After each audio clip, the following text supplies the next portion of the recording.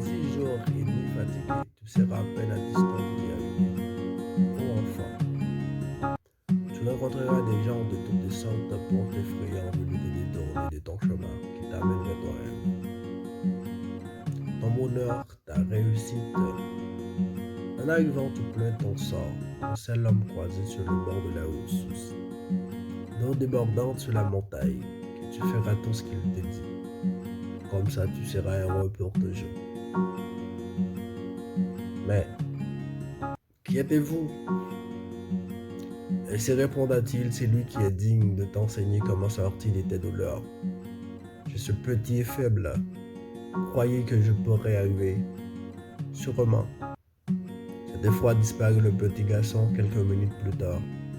Il se trouva seul sur une route avec une pierre éclairée comme du diamant que te l'avait laissé le messager divin. Sans pain, sans eau, l'enfant décida d'y aller. Une quarantaine de minutes après que l'enfant décida d'y aller, son intérieur le pèle.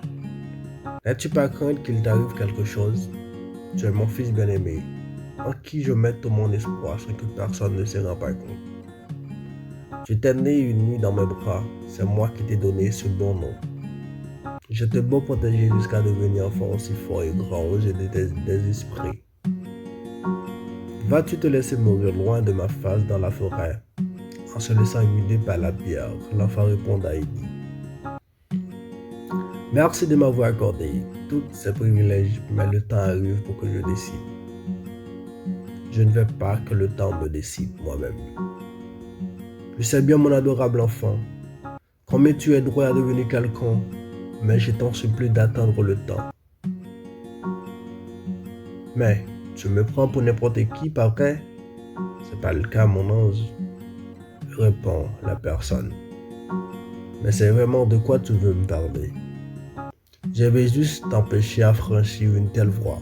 Tu ne t'imagines pas combien que c'est dangereux. Pour dire vrai, je ne l'imagine pas seulement, je le sais. Ainsi s'arrêta un instant la voix. Qu'est-ce qu'il y a? Il y a quelqu'un? Questionna l'enfant. Ses poils s'enlevaient, ses cheveux courts noirs bien jolis soulèvent en ce moment, car il y avait la présence de notre être quelque part. Ainsi apparaît sa maman devant lui. Elle voulait lui serrer dans ses bras, et c'est ainsi par la pierre au diamant. L'espace, cette vipère te touche, elle va te dingler au point de te détourner de ta route. Oui, je t'écoute, répond l'enfant. L'esprit qui apparaissait à l'image de sa mère disait, mon fils, je sais que tu es parti il y a déjà une demi-journée. Tu dois rentrer pour te baigner et manger. Non, merci. J'ai pas retourné vers mon passé. Les histoires qu'il m'a laissées sont trop géniales pour encore la revoir. Même une seconde. Maintenant, tu sais qu'est-ce qui m'intéresse? Non, mais quoi? Le futur, même s'il reste mystérieux et magique.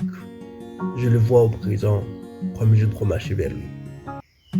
Tu peux t'enfuir de moi, je t'en demande ça, puisque je ne veux pas t'écouter. Et ainsi, un brouillard se leva, l'esprit qui se morphomosait a disparu. C'est alors que l'enfant pense qu'il était en contradiction avec les contraintes du milieu. Donc, dans la vie, les situations paraissent les unes après les autres.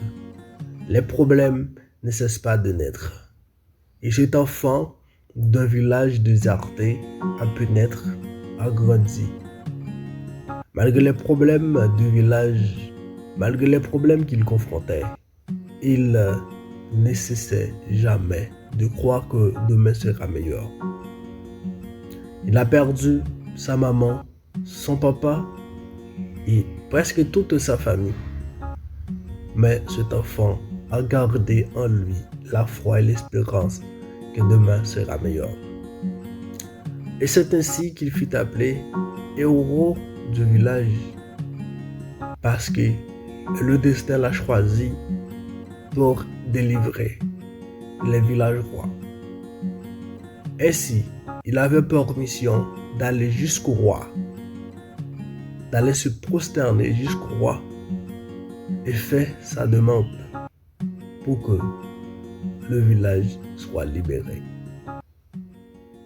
Malgré tout, les contraintes, malgré tout les problèmes qu'il a pu rencontrer, il a su bien que ça allait changer. L'enfant à naître pour une mission. Eh bien, c'est ainsi dans la vie, quand les situations paraissent beaucoup plus difficiles, il y a une mission que nous devons penser. Nous devons penser bien. Et nous vivons, c'est pas pour vivre, mais nous vivons pour atteindre quelque chose de la vie. Si nous vivions pour rien, nous pourrions mourir pour rien. Mais comme nous vivons tous pour accomplir une mission certaine, donc la mort ne vient pas comme nous le pensons. Donc, l'enfant a grandi, l'enfant a passé des moments douloureux, mais un jour, il a atteint le succès. C'est ainsi après que le soleil se leva à l'ouest vers les 6 heures, où tout le monde est fatigué du sommeil. Joachim entendait lui parler une voix. N'est-ce pas l'heure de te réveiller, petit prince d'espoir et des souvenirs? Peut-être tu ne comprends pas combien le monde t'en veut. On te cherche partout ailleurs, lève-toi. Ainsi le petit prince qui s'était apaisé de sommeil s'est réveillé. Brusquement, il dit à Pierre bruyante: où dois-je passer? La pierre lui répond: prends la direction droite vers la forêt. Les soldats avaient utilisé des stratégies pour suivre jusqu'à la sortie de la ville. Ils voulaient savoir de quoi il s'agit, comment ce grand phénomène jamais vu depuis la fondation de la ville puisse se produire. Que la vie, parfois trop de curiosité, tue les gens. Il faut comprendre que le bizarre fait de lui-même le rat et ne peut l'empêcher. Le petit prend la direction de la forêt, bien désolé, tête abaissée, bras croisés, avec la pierre serrée sous ses vêtements. C'était un matin où il faisait beau froid. Après que le soleil donna un signal du jour, la neige remplissait toute la ville jusqu'à midi. Il continua sa voie dans la forêt sans espérance car il ne savait pas où aller. Il se souvint alors que tout chemin amène à la réussite, mais ça n'empêche pas qu'il s'en doutait. Je vais tenter de ne pas perdre l'espoir qui me conduira pas à pas. Je me souviens avoir appris que parfois, quand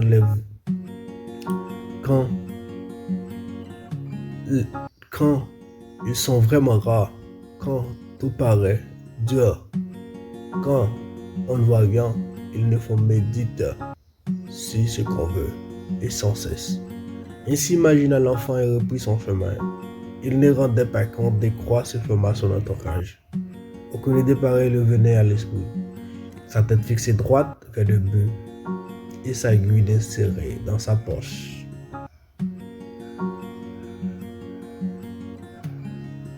Totalement, je t'ai recherché la réalité que je n'ai jamais rencontrée. Et si j'écoutais là où tu m'as parlé, oui, cette étape à la misère. La misère au fond du désert n'est pas un point à traverser. La mort qu'on n'a jamais aimée, le jour qui a dû passer. Le temps qu'on ne peut pas rattraper, l'histoire que nous avons laissée. Les personnes qui nous ont espéré, les problèmes qui nous adorent avec impatience dans le futur. Dora, courage, Dora, courage, Dora, courage, dit le petit prince d'espoir. Le petit prince Joachim avec un manteau de misère. Quel est le cœur de la terre des Templiers? La cave des Templiers est un pôle, un espoir vivre à Nice, roi qu'on attend, mais je ne sais pas si la vie nous permettra d'atteindre notre objectif avant que la mort arrive. Désolé maman, je suis la nuit de la vie, mais sans mourir comme le soleil du midi, dans un monde abandonné comme le désert de Sahara en Afrique. C'est triste de comprendre ça, mais c'est une vérité. Que personne ne fait cas de moi,